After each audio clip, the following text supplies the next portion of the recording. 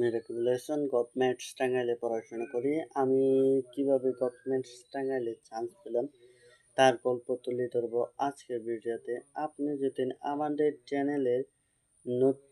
আমাদের চ্যানেলের নতুন সদস্য হয়ে থাকেন তাহলে সাবস্ক্রাইব করেন আমাদের চ্যানেল।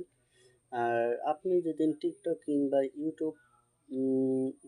কিংবা ইউটিউব বা ফেসবুক থেকে দেখে থাকেন তাহলে ফলো করেন আমাদের অ্যাকাউন্ট। চলুন তাহলে শুরু করি আজকের ভিডিও। আমার SSC 3.89, আমি 3.89 পেয়ে কীভাবে গভর্নমেন্টস টাঙ্গাইলে চান্স পেলাম তাই জানাবো আজকের ভিডিওতে। চলুন তাহলে শুরু করি আজকের ভিডিও। আমি SSCতে 3.89 পাওয়ায় এলাকার লোক আমাকে নিয়ে নিন্দা করতে লাগলো। তারা ভাবলো যে আমি কোনো ভালো কলেজে বা ভালো প্রতিষ্ঠানে চান্স পাবো না, এমনটাই। অবশেষে আমি সরকারি আদর্শ মহাবিদ্যালয়ে ভর্তি হলাম এবং সেখানে পড়াশোনা করতে লাগলাম। এটা নিয়ে অনেকে নিন্দা করতে লাগলো।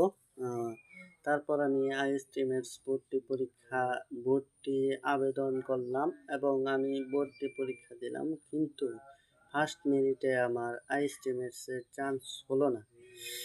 তাই ছবিতে দেখতে পাচ্ছেন আমার আইএসটিএমএস এর রেজাল্ট। আমার ওয়েটিং পজিশন ছিল 01। আমি গভর্নমেন্টস টাঙ্গাইলে চান্স পাই।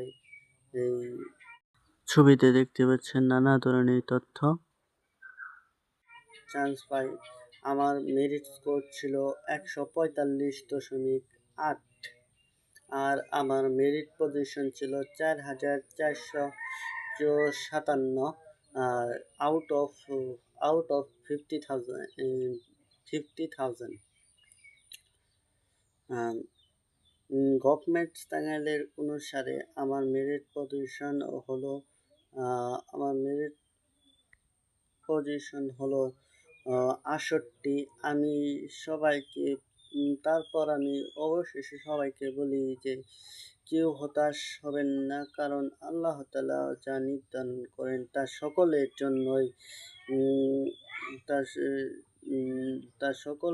জন্যই ভালো, এবং আল্লাহ তাআলা উত্তম পরিকল্পনা। তাই আল্লাহ তাআলা যা দিয়েছেন তা নিয়ে আপনারা সন্তুষ্ট থাকবেন। সবার সুস্থতা কামনায় শেষ করছি আজকের ভিডিও। দেখা হবে পরবর্তী কোনো ভিডিওতে। সে পর্যন্ত সুস্থ থাকবেন এমনটাই আশা করি। আল্লাহ হাফেজ।